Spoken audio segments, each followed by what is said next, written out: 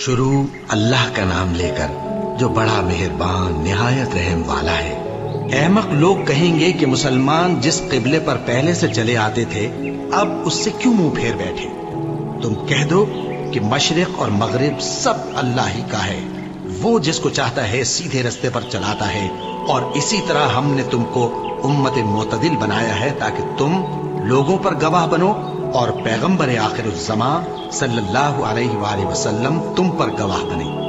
और जिस किबले पर तुम पहले थे उसको हमने इसलिए मुकर्रर किया था कि मालूम करें कि कौन हमारे पैगंबर का ताबे रहता है और कौन उल्टे पांव फिर जाता है। और ये बात यानी तहवील किबला लोगों को गरा मालूम हुई, मगर जिनको अल्लाह ने हिदायत बख्शी है वो इसे गरा नहीं समझते। और अल्लाह ऐसा नहीं कि तुम्हारे ईमान को यूं ही जाया कर दे। अल्लाह तो लोगों पर बड़ा मेहरबान है, साहिब रहमत है।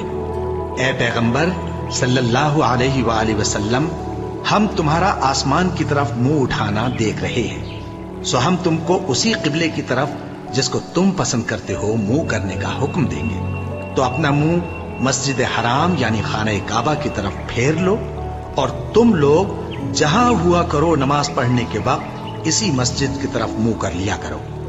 और जिन लोगों को किताब दी गई है वो खूब जानते हैं कि ये नया किबला उनके परवरदिगार की तरफ से हक है, और जो काम ये लोग करते हैं अल्लाह उनसे बेखबर नहीं।